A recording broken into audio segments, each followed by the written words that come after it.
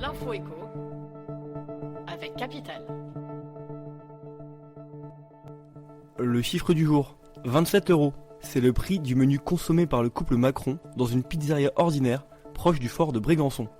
Un choix frugal qui illustre la volonté du président et de son gouvernement de faire oublier les dîners fastueux de François de Rugy. Avant la pizzeria présidentielle, Marlène Schiappa avait notamment évoqué publiquement ses dîners de travail aux nouilles instantanées arrosées d'eau du robinet. Appelée à remplacer François de Rugy, Elisabeth Borne penche plutôt pour le sandwich avalé en 4ème vitesse avant d'aller répondre aux questions au gouvernement à l'Assemblée. L'info pratique Capital. Savez-vous que tous les jeunes de 18 à 25 ans peuvent bénéficier d'une aide financière pour partir en vacances ? Ce dispositif est mis en place par l'Agence nationale des chèques vacances.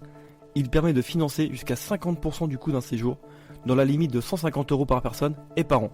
Seule condition à respecter pour être éligible: avoir un revenu fiscal de référence inférieur à 17 280 € et résider en France. L'établissement public propose ainsi un week-end à Amsterdam, transport et hébergement compris, pour 218 € par personne. Avec cette aide, le prix tombe à 109 €. L'offre est également cumulable entre les participants. En louant un logement à plusieurs, il est possible de bénéficier d'un rabais collectif. Le coup de gueule du jour est poussé contre les risques de hausse des droits de mutation. Pour compenser le manque à gagner engendré par la suppression de la taxe d'habitation, les départements réclament une augmentation de ces frais, qu'ils perçoivent lors de la vente d'un bien. Une proposition dénoncée par notre expert Henri Buzicazo.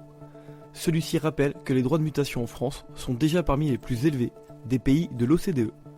Cette mesure réduirait en outre le cadeau fiscal, initialement promis aux contribuables, avec la fin de la taxe. On termine avec Deliveroo. Alors que la grogne des livreurs ne faiblit pas en France, la plateforme de livraison a pris une décision radicale en Allemagne. Elle a annoncé ce lundi qu'elle stopperait ses activités dans le pays vendredi 16 août. Les clients et les livreurs ont été avertis par mail. Deliveroo explique vouloir se tourner vers des marchés à plus forte croissance, en Europe et en Asie-Pacifique. L'entreprise était présente en Allemagne depuis 2015, mais fin 2018, elle avait déjà quitté plusieurs villes. Son départ va laisser sur le carreau 1100 livreurs et 100 employés qui recevront des packages appropriés de dédommagement.